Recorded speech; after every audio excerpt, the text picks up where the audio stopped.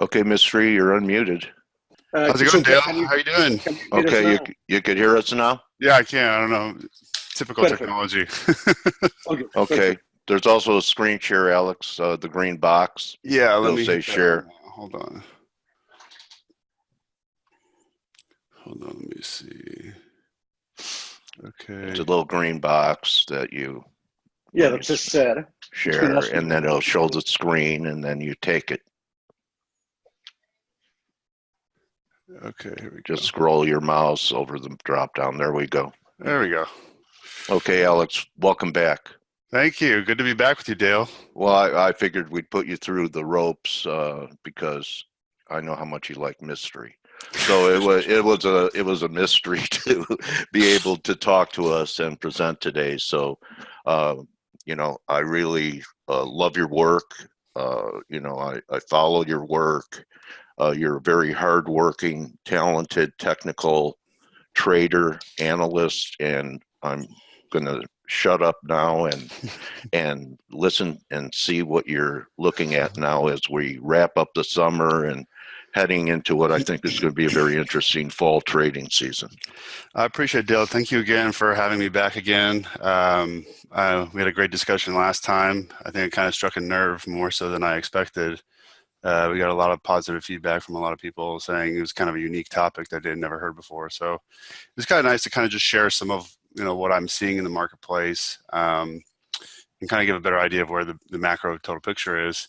And so I titled this piece also Macro Convergence Part 2 because it's about Europe. So a lot of it's about Europe. But all right. So anyway, so just a recap of what we discussed last time. At the time it was May 20th was the date. And so we were talking about DXY and how I was looking at a top of somewhere around 98.50. Within 3 days later, we hit 98.37 and then we reversed back down. And that was kind of yet another rejection of that middle magenta line that we spoke about last time, which I'll discuss here in a bit. I also said that Fed would transition from tightening to easing. That obviously happened on July 31st. In addition, I said, crypto crackdown would happen via the IRS. I didn't think it was going to happen this quickly, but I did see signs. And sure enough, beginning of this month, the IRS immediately started cracking down. And then, ironically enough, as of yesterday, hard Brexit, to force Great British Pound lower was a part of my thesis.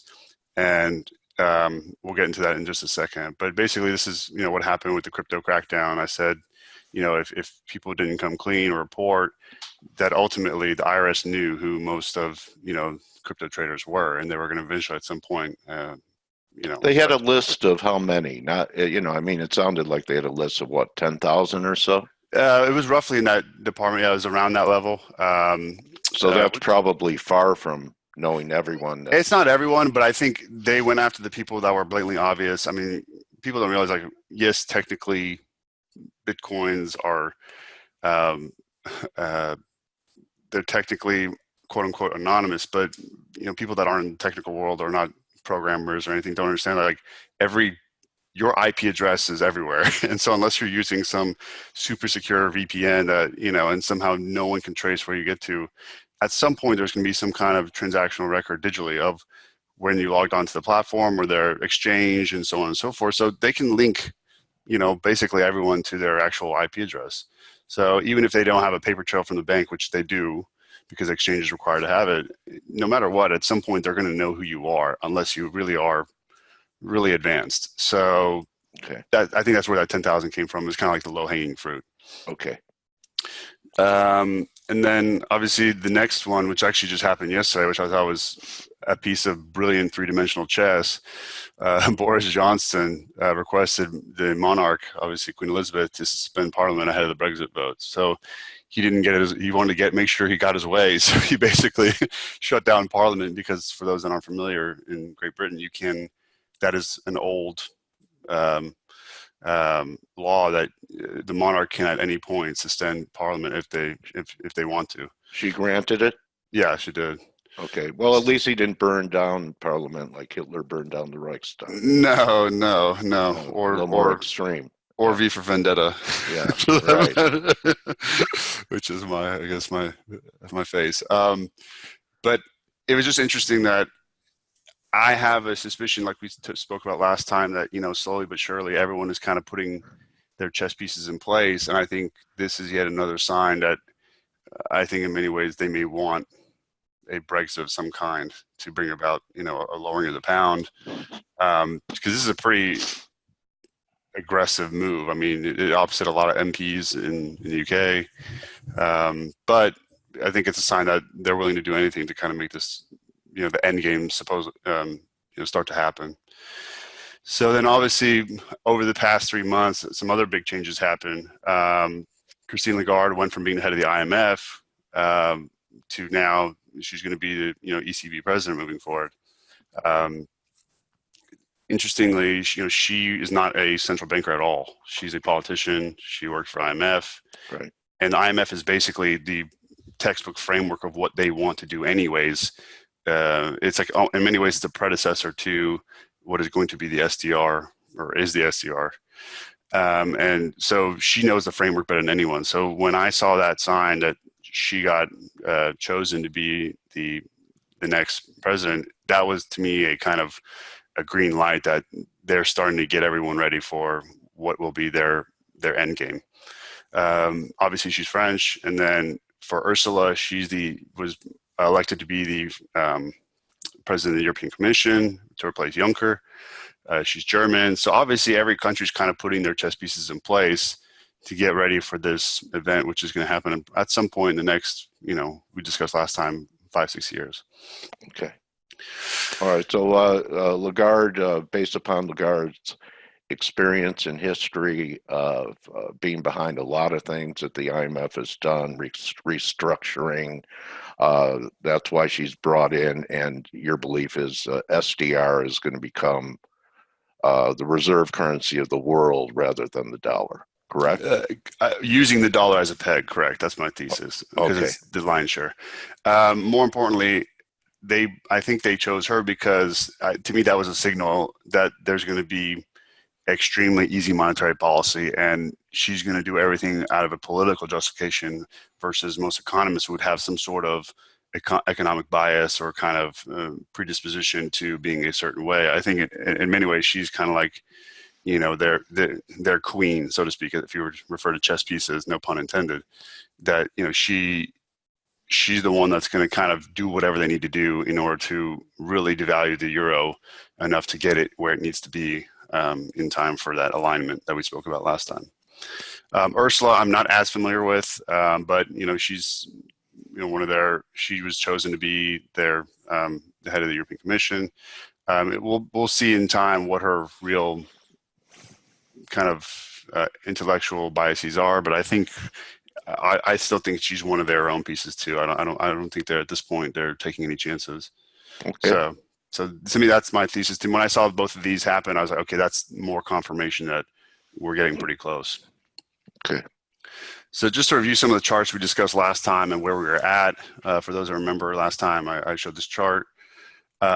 This right here is the window, which we discussed was open last time. And I put a little red arrow where our discussion was last time. And this is the 3-month period that we've had since the last interview. And this red arrow is the large red candle right here. And then if you notice, we're slowly drifting in a lower but shallower angle. But the 13-day moving average continues to hold on the Euro USD. So to me, this is just a continuation of much of what we discussed last time. No major change. The Bollinger Bands are lowering, but to me, it's gradually getting there. It's not in a huge rush yet, but given this inverted hammer and this large red candle, we may go lower, or we may stall right here and then have one more bounce up and then go down. But we're not in the middle of an immediate flush at any given moment. But I think we're slowly preparing for that period. Is what I say. I have a question. Sure. I remember a tweet, and I responded to it that Sure. you thought the dollar was going to make its last assault higher to make new highs for the move, and then we had that big sell-off last Friday and big recovery this week. Correct. Where do you stand now? I'm seeing same position. I'm seeing one more wave 5. That was a wave 3. I'm seeing this as a wave 5 thrust to 98.70. If it happens, there is a large orange horizontal trend resistance trend line at around 98.50. So if it can break out through that, it'll get there. Okay. Or actually a little bit lower than that. It's like 90, I think 98.40. But there, if it's going to happen, I think it's going to be a quick pop, and then that again will be one more. It's that same magenta line that I drew last time. It's just another rejection off that line. But now that, as I said in the previous interview, that I think it's going to take, obviously the DXY lags. So the fact that the Fed transitioned from tightening cycle to an easing cycle, it's going to take time for that to filter through to the DXY and other currencies. So it's not an overnight transition. If anything, this is probably a last hurrah to kind of, I think they may be trying to sucker in some bulls before they consolidate this. As long as magenta holds, that theory holds true. Now, if at any point it completely breaks out and races to 99.50 or something, then obviously that's proven incorrect. So, but as long as it holds, from what I'm seeing, I still see that being the case. Okay. Thank you. And then here is the Great British Pound. Oh shoot, I apologize. There we go. There we go. This is the Great British Pound, and this red candle, large red candle here, was our last meeting. And when we discussed it, I said it was going to go down to the green line, which it did, and we're most likely probably going to get some sort of a bounce. As of right now, I'm starting to see a support here. For those who've been watching the pound, notice it bounced the last couple of days, or last week or two, I should say. That's where this green support trend line is, and it goes back all the way to 2017. Does it bother you at all that it's so pat that the pound's going to go lower because of what's going to happen in 2 months? Does it bother me? How so? Well, that it's just such an obvious trade. Brexit's going to be bearish for the pound, so just be short before Brexit and you'll become rich. I still don't think people really think it's going to happen. I think a lot of people are in kind of denial, cognitive dissonance. They're so close to it, they think it's so impossible that they're just not preparing for it. Okay. I don't think it's in the tape yet, to be honest. Okay. But last time we bounced, there was one big bounce, and then it went lower. If you notice at this bounce, the lower Bollinger Band was right at the green line, which provided a huge support. So I'm wondering if this is also going to play out again once more, where we bounce off the lower Bollinger Band up into a 13-day moving average rejection on the monthly, and then we move back down. If that were to happen, this was, I believe, 1, 2, 3, 4, 5, 6, 7, 8, I think 9 or 10 candles. So it was 9 months. So I think if that plays out exactly the same this time, we still got some time as far as potentially having another bounce. Now, again, it could just flush straight here. We don't know, because the vote is only in 2 months. It's in October. So this may just be, it may not play out exactly the same. They say history never repeats, but it always rhymes. It doesn't repeat exactly, but it rhymes. What would it be rhyming with? Same general kind of bounce, rejection, and then move lower. Oh, I thought you were talking about Brexit, because I can't think of a historical economic event that rhymes with it. I'm sure there is if you go back far enough. But to me, I think there's also never been an attempt to truly create a one world government either. So this is a rejection of that, much like. Oh, Rome did, Babylon did. Yeah, but I'm saying in modern times. Oh, okay. Well, I just. Yeah, I'm not talking about like ancient empires. It's a different story. Well, I'm old. Yeah. Yeah, you were around during the time of Julius Caesar, weren't you? Yeah, I left Rome when the hordes came. I went to Saxony because I knew the Brexit was 1,000 years from now. I don't blame you. But it is interesting to note that MACD is starting to cross over bearish here. Stocks are starting to do a double dip. Whether, similar to last time, it goes and it stays lower sustained, then this flush would happen. But right now, we just don't have enough data to we really need to see what happens at this current level here that we're at right now. We'll see here probably in the next 3-4 weeks. And then on the pound euro, last time we spoke, remember we had that major 50-day rejection on pound euro, and on the monthly 50-day, and then it was this large red candle, and I said it would revisit the orange. Sure enough, it did. And then what happened here? It hit the orange support, and then it bounced up, and it's holding it as we speak. So exactly like as the charts indicate it would, that's what it's doing. The MACD.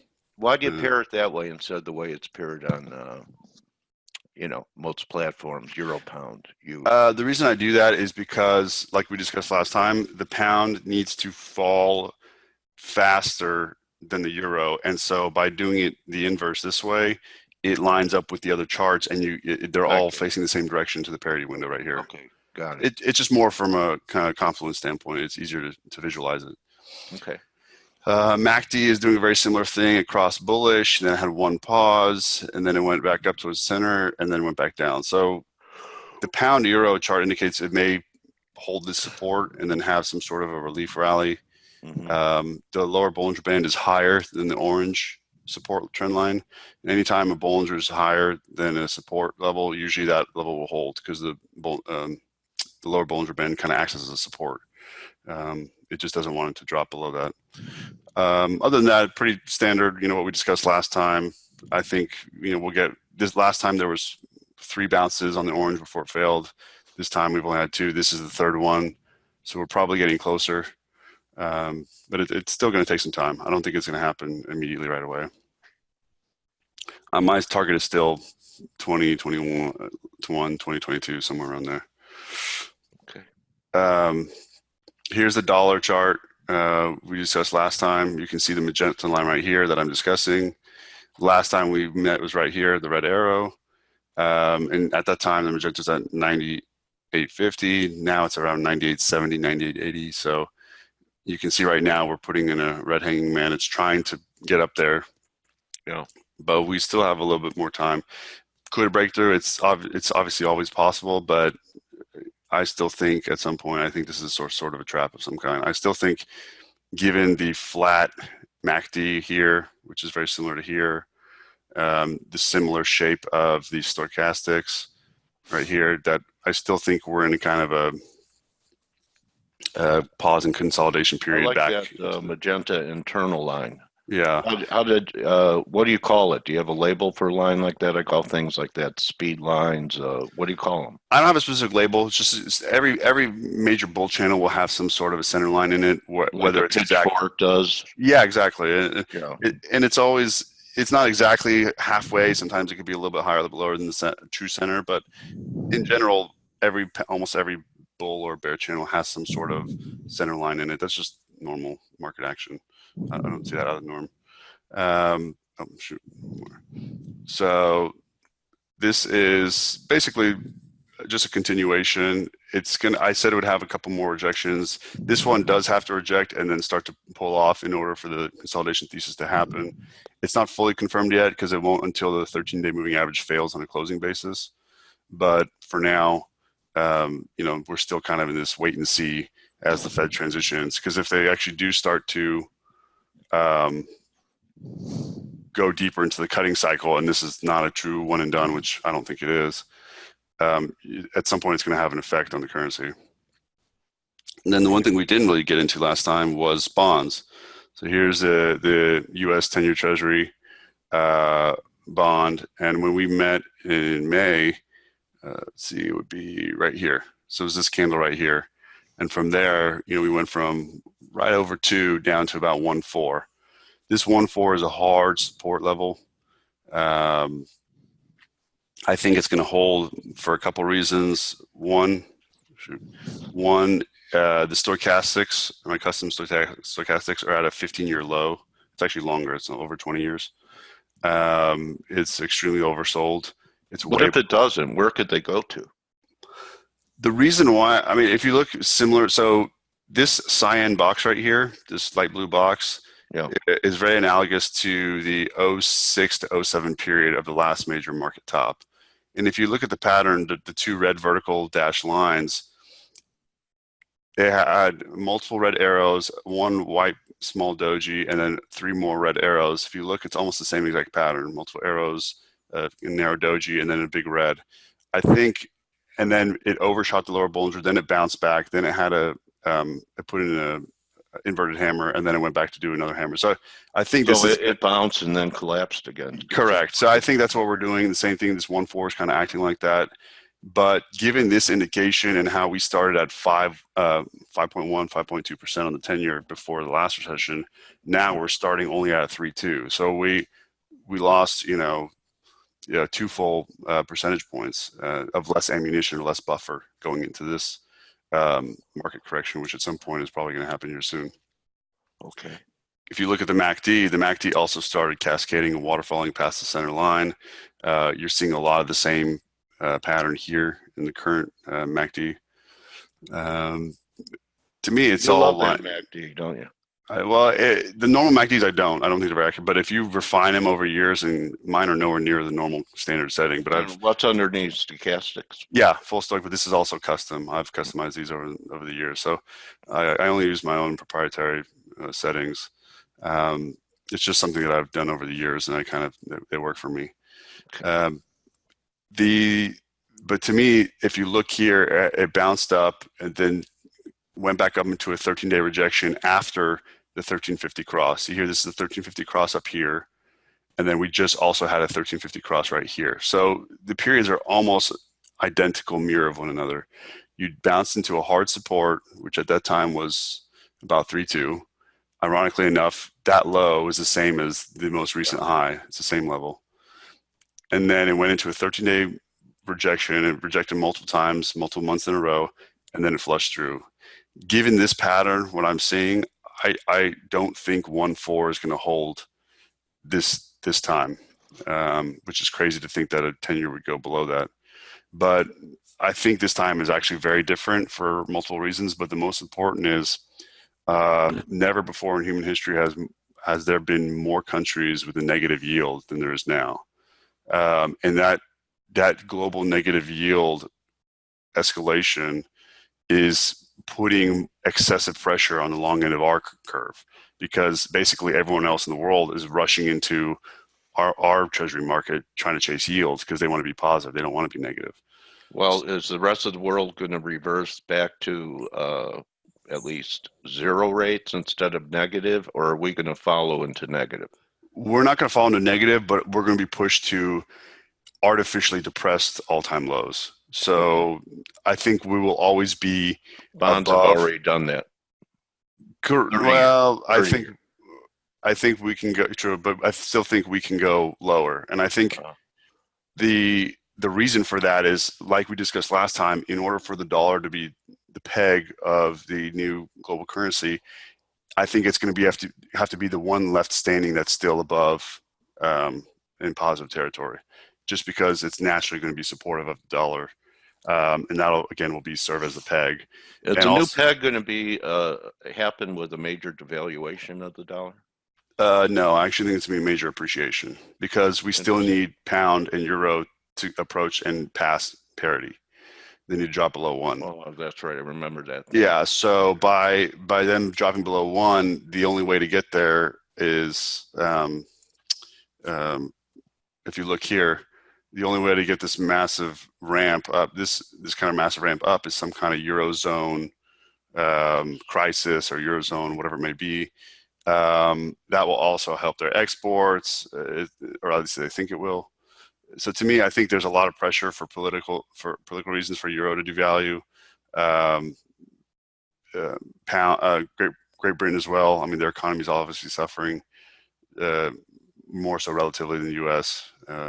So this de-dollarization move that's happening, I had a guest on yesterday that, Sure. the go-to-loan American philosophy of the current administration is speeding up that process. And, a lot of precious metal bulls think, it means the death of the dollar. And I've heard that the SDR, when it's set up, is going to be based on a formula of debt against GDP, which means the dollar, when they set up this SDR, is going to be substantially lower. But you think it's going to be substantially higher after the reset? No, into the reset. Into the reset. Going into the reset. Okay, after the reset then. No, Correct. Before you get in, and I'll get into the discussion about gold at the very end because it actually does tie into that. But for now, I'll just say that in order to bring about this event, they need to create the right conditions. And the only way to create the right conditions is to push pound lower, pound euro lower, and euro dollar lower. Okay. Because again, that's the bulk lion's share. Okay. A few of the other currencies like Aussie dollar, since last time, has been even weaker than I anticipated. Aussie may never get back to parity, to be honest, right now. I mean, I just don't see their economy is hurting, and they have a national election every 20 minutes, so I don't know if they can ever get up off that mat. But for all the other currencies, Canadian dollar, I see huge appreciation in Canadian dollar. I mean, every chart I look at on CAD and even Swiss franc, I'm just seeing extreme strength, and I can't justify it, fundamentally, but that's just what I'm seeing in the charts. I'm seeing the CAD is going to have a massive strengthening here soon, which would then take it to parity because right now it's below. Anyway, so this is the 10-year. Kind of gives you an idea, and obviously this has an impact on currencies. To me, I think we get some sort of a bounce here. It's just too oversold. These technicals are way too low as far as the stochastics. But this is going to be a multi-month process. It may take. Now, keep in mind, this also ties in with, I believe, my dollar consolidation thesis. If this is going to happen at some point, I think there's going to be a softening, and then it'll bounce back up and then come back down. So that period of, was it 1, 2, 3, 4, 5, 6, 7, 8, 9, that kind of ties in with my April 2020 timeframe too. So if we do get some sort of a bounce and rejection here, the timing is lining up from what I saw on the dollar chart, which is right here. So anyway, so that's kind of a recap of where we were from last time till now. It gives you an idea of, even though it's only been 3 months, so much has changed geopolitically. But on the charts, really, it's just a continuation of what we kind of noticed last time, and we're back at major key supports. And then next, I want to get into global trade. Obviously, the U.S.-China trade war has been playing a big role in the media and a lot of the news cycles. But again, like last time when we talked about China's currency, I think it's important to now talk about China's impact on our trade in the U.S. and how the financial media is completely skewing the data compared to what the actual reality is. And I think it's time to take another, kind of reality check. So this right here is the total trade imports into the U.S. every single year. This is the exact number. It's $3.128 trillion. It's a big number. I mean, that's our total trade imports from, and this includes all countries, both goods and services. This is the total, everything included. And then this graphic is actually directly screenshotted from my platform, but this is basically a breakdown of the total imports from our 3 biggest trading partners, which is China, from Mexico, and from Canada. And for last time when we spoke, this number was actually 52. So it's already dropped significantly from when we spoke last time, earlier in the year, or actually a little bit before we spoke last time. So I think for the first time in over a decade, we've had, these are obviously seasonally unadjusted numbers. So it's kind of like a zigzag number, but this is the first time we've had an actual lower low in the past decade, a significant lower low, implying that I think the trade war is starting to bite. It's starting to have an impact. It's still early, but to me, this is a sign that, that 2 months ago was actually 31. So it literally, Mexico almost surpassed China from a total import standpoint on a monthly basis. So that's how close these two got to each other. And if you do these two combined, you're looking at about roughly, 58 billion in monthly. So this kind of gives you a picture that Canada and Mexico combined are actually a larger component of our trade than China is. Everyone thinks that we import everything from China, but it really is kind of been diminishing over the years, especially as China, a lot of Chinese companies outsource towards, Vietnam, Indonesia, Cambodia, wherever they're outsourcing their production to. Not nearly as much as being produced in mainland China than it once was, 15, 20, 30 years ago. So this is just kind of an overall visual breakdown of where we're at on trade monthly. And then this is kind of a trade war reality check. So total imports of goods from China is $468 billion roughly. If you take the monthly, you average it out the last 12 months, and then you take it out 12 months, how much does it come out to? It's about $468 billion. That is, China's percentage of our total imports is only 14.96%, and that's everything. So everyone thinks we import everything from China. It's actually not nearly as big of a number as we think it is. But it's important to know that it's still a substantial amount. And then Trump lately has been talking about, taxing 300 billion in goods at 10%, and then recently, just past week, he upped it to 15%. That 15% of that 300 billion really only comes out to $45 billion.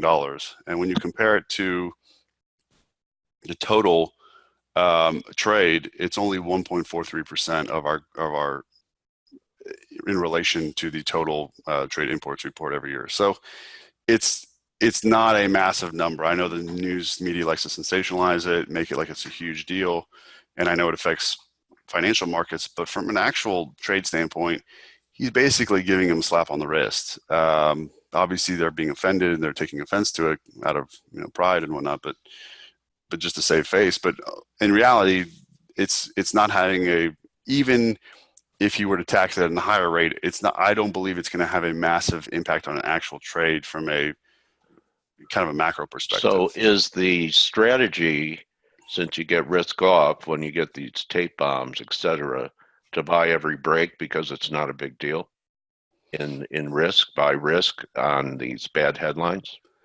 It's meaningless. I don't. It may. I mean, how's this actionable? I mean, you're saying it's overblown. It is overblown, but it still has a legitimate impact on price. So you can't ignore it or brush it over. And I don't trade news cycles. I only trade macro and swing trades. I don't like to day trade off of news. And plus, if any one of us could predict what one of Trump's tweets is going to be at any given moment, Jeff Bezos would be our errand boy. It's like you just lever up 100 to 1 and you nail every trade, and you just can't predict. I was just curious how this might play into your bias that it's really media hype and it's not economically that consequential. So does that give you a bias? People are, there's fear about it. And does that give you a reason to want to buy into the fear because it's inconsequential? I think given initially when Friday happened, I thought Monday was going to be an ugly open, but once we saw the market stabilize, futures stabilize overnight on Sunday. Okay, I get it. It's a nice statistic. Yeah, but there's really it's something you would talk about over a beer, but it's nothing that gives you any type of idea about how to position yourself. Because you can't predict when he's going to tweet. That's the problem. If it was predictable, yes, but the prediction element. What significance this had to being a trader.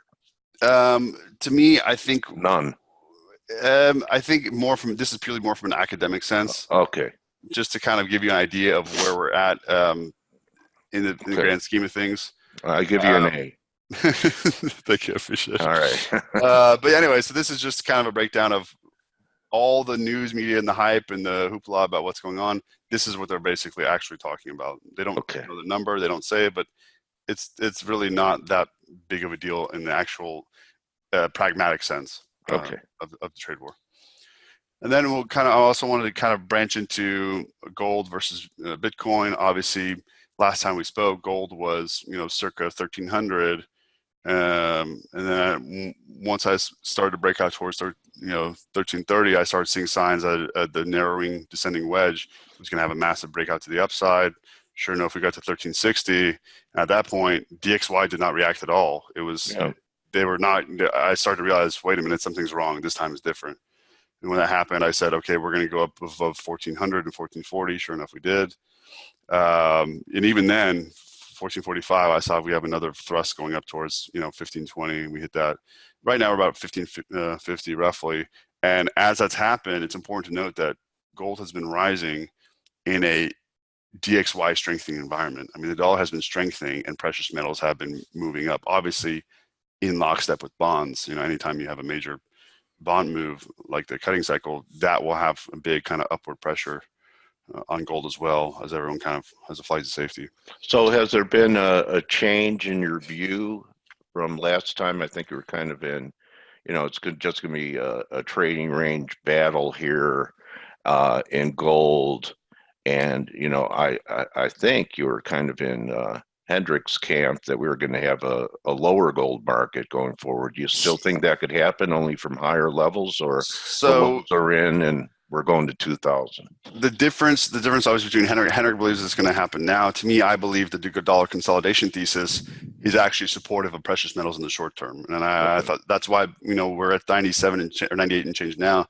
I still believe we're going to go back down to that lower portion of this channel. Where is it? Right here. So I still believe we're going to go back down here. And during this period between now and April, I actually believe precious metals will be elevated. Now, I assumed 1350 was going to hold because that was a 6-year trend line. It had never been broken. So the difference is, whereas before I thought it was going to go to the low 900s, now it'll probably be just below 1,000. No, I think it's still going to get close to 1,000, but I think it may be 980,000, somewhere in that area.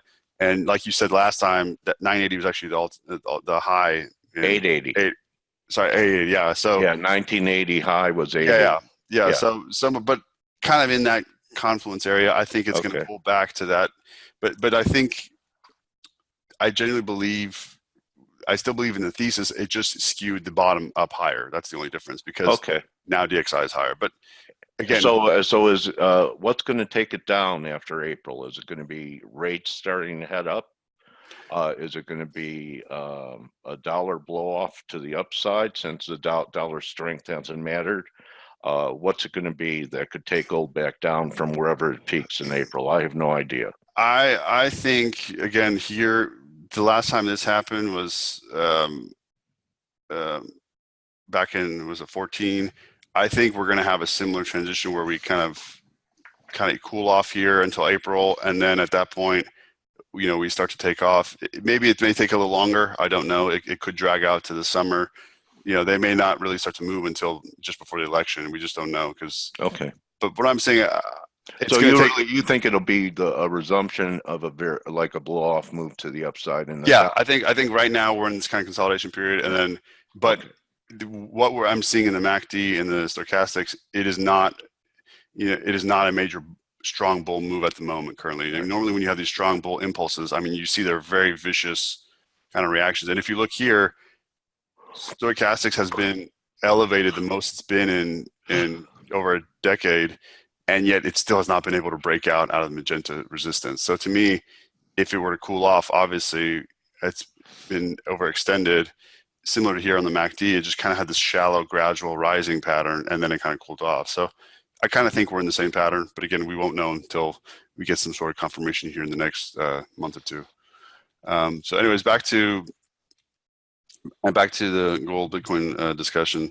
Like you talked about earlier, last time we spoke, the total market capitalization of gold worldwide was 707 trillion, 7.07. Obviously, since that period, just in this 19% move we've had, it's gone up to 8.42 trillion. Well, in that time period, Bitcoin has been roughly around the same area, between 150 and 190 billion market cap. Why is this important? I think last time I didn't get a chance to kind of tie in my global currency thesis and into gold and Bitcoin in the more longer sense. But I think the actual real reason the central bankers want a global reserve currency is it's impossible to make the price of gold appreciate exponentially when you have it compared to 200 different currencies. You have too much arbitrage. It's very difficult to make that happen without sending kind of systemic shock or signals that, oh my God, something's wrong. Whereas when you have a unified global reserve currency, then at that point, you can actually appreciate the value of gold, and it won't have any negative impact. So in many ways, you're creating almost a two-class system where, you have paper currency and then you have gold in the absolute sense. And what does every central bank have in the world in their vaults? It's gold. Whereas not a single central bank that I know of anywhere in the world has a single cryptocurrency of any kind. So, like those old kind of, detective movies, what do? You follow the money. And where is their financial incentive for appreciation? If they don't have any crypto, there's no financial incentive for them to allow this kind of third-party entity to appreciate. So that this kind of ties into our discussion about transitioning to sovereign coins, federal coins, government coins. That will happen, but purely from a private, independent kind of cryptocurrency standpoint, it's not in their incentive to allow that to appreciate versus gold, which they have every incentive for it to appreciate. So to me, I think in many ways, this kind of ties into the discussion that having a unified global reserve currency is actually good for central banks. It's good for, the elite who have gold, because that's going to allow it to truly appreciate. And that ties into, once we have this big dollar ramp into this global reserve currency, from there on, I do see all currencies basically being inflated. So this kind of ties into that longer term, where I think maybe in the short term we may have a dip. And by short term, I mean like 1, 2 years, 3 years. We'll have some sort of a corrective move with a generational low, and from that point, I think it's off to the races. And at that point, generational low in the euro. Generational low in dollar. In gold. Okay. Where dollar peaks, gold will bottom. I see. Okay. It's not a one-to-one relationship, DXY and gold. Obviously, we've seen that in the last few months, but in relative terms.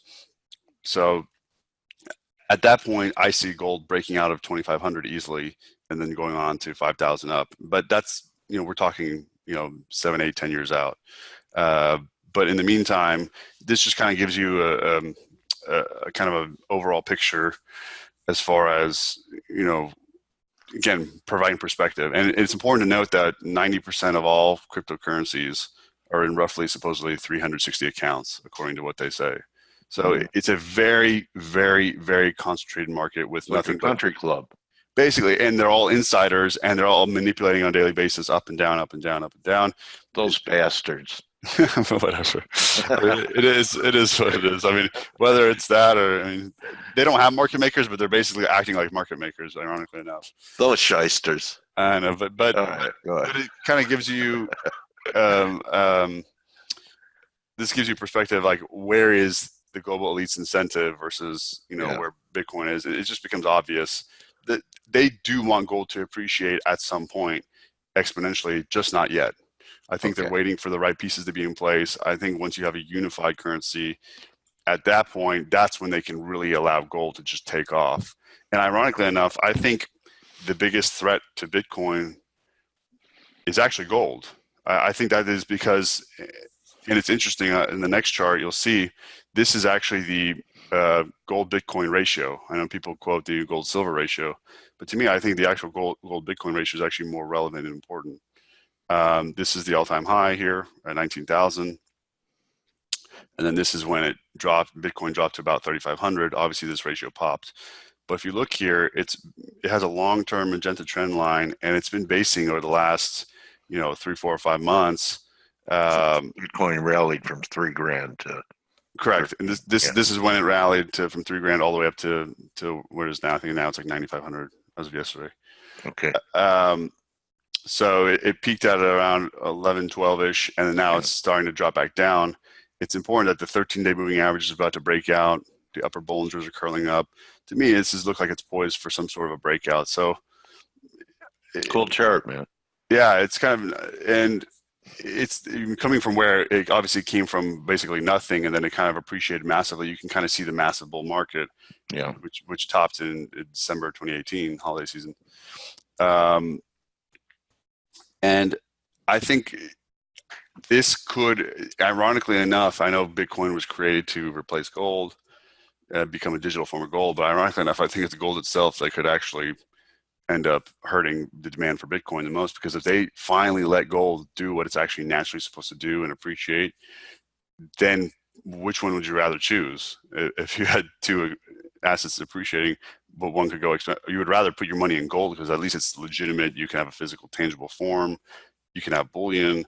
It's been money for 10,000 years. I actually think that's actually poses the greatest risk, other than sovereign coins, is actually the precious metal itself that it's supposed to be based on.